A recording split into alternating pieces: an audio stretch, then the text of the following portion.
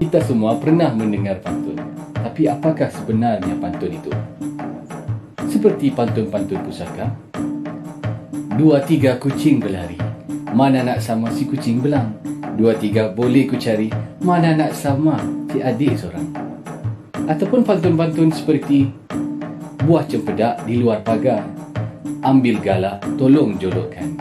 Saya budak baru belajar, kalau salah, tolong tunjukkan. Perhatikan, apa yang sama bukan di hujungnya saja, malah rimanya juga ditekankan di tengah-tengah. Contoh lagi, pisang emas di bawah belayar, masak sebiji di atas peti. Hutang emas boleh dibayar, hutang budi di bawah mati. Yang tak asing lagi, pantun-pantun pusaka. Dengar di tengah-tengahnya juga. Pulau Pandan jauh ke tengah, Gunung Daik bercabang 3. Hancur badan dikandung tanah, budi yang baik dikenang jua. Perhatikan dengan teliti. Di tengah-tengahnya juga rimanya dijaga. Sorong papan, tarik papan, buah keranji di atas perahu. Suruh makan, awak makan. Suruh mengaji, awak tak mahu. Mudah-mudahan kita dapat berjumpa.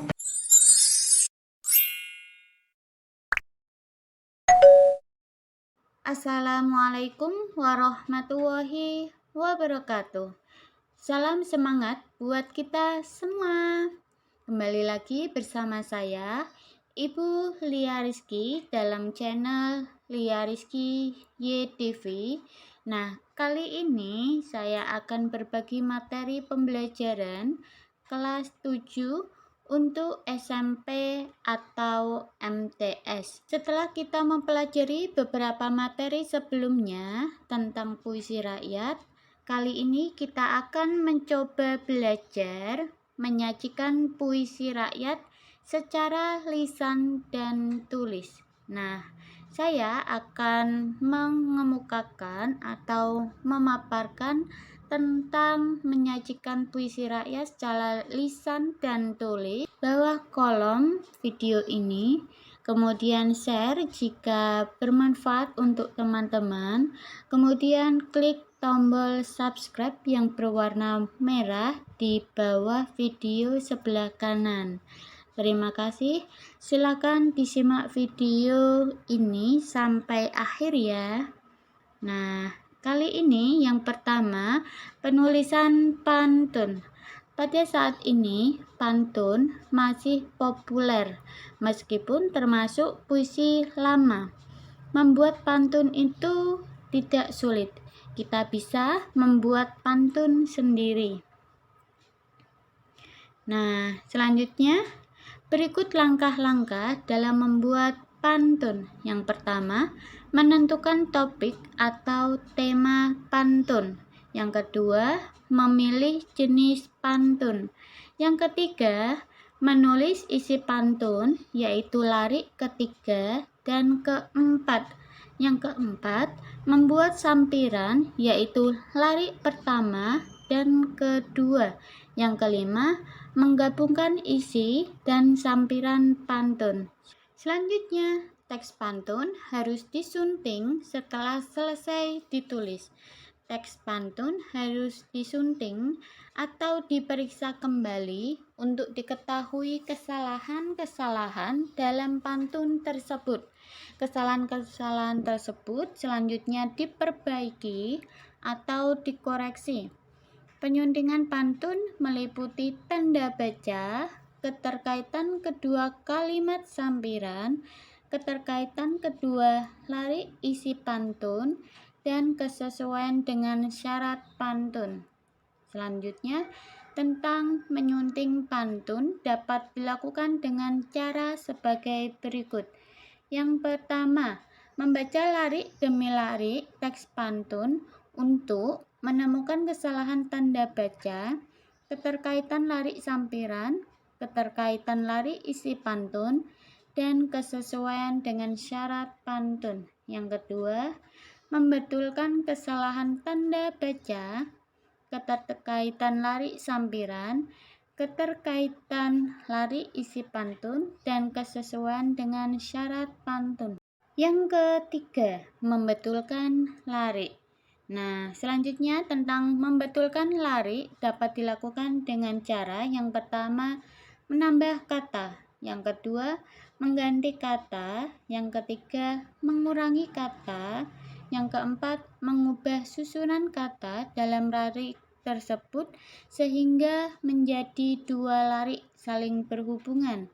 Yang kelima, memeriksa keterkaitan kedua lari sampiran dan kedua lari isi. Nah, selanjutnya yang kedua, berbalas pantun.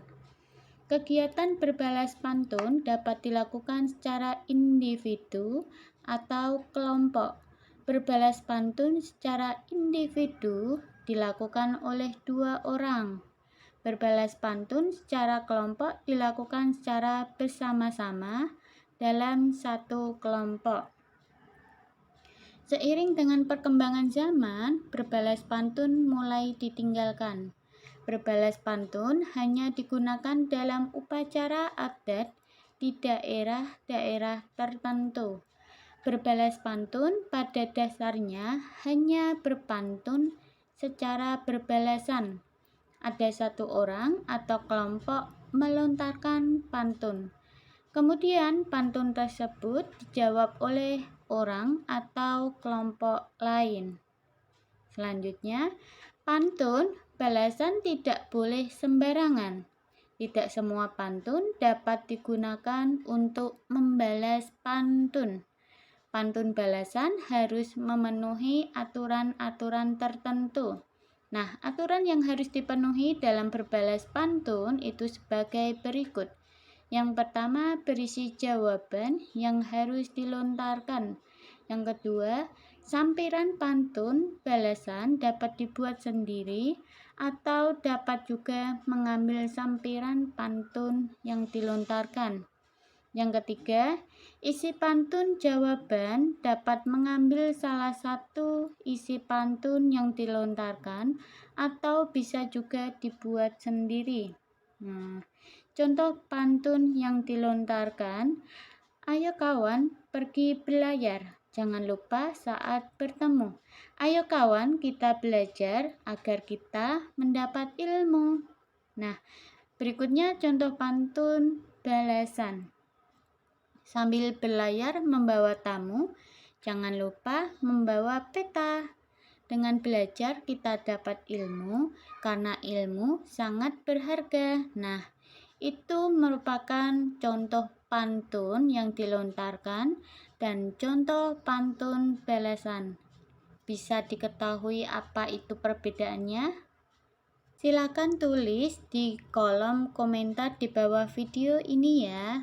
Nah, selanjutnya kegiatan berbalas pantun dapat dilakukan dengan aturan main sebagai berikut.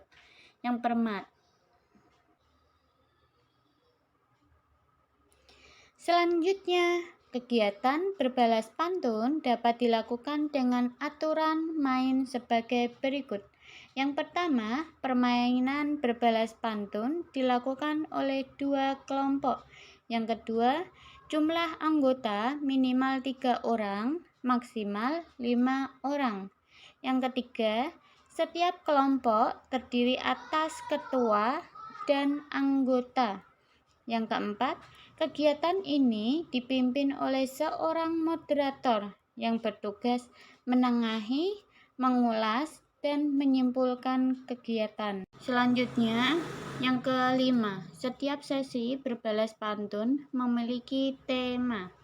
Yang keenam, pantun sebagai jawaban setiap kelompok secara berkesinambungan dan bergiliran. Yang ketujuh, struktur berbalas pantun terdiri atas pembukaan, isi atau maksud, dan penutup atau kesimpulan. Yang kedelapan, peserta tidak boleh bersikap dan menggunakan kata kurang santun, seperti mengejek atau menghina kelompok lain. Selanjutnya, demikian materi tentang menyajikan puisi rakyat, baik secara lisan maupun tulisan. Semoga materi singkat ini dapat dipahami oleh kita bersama.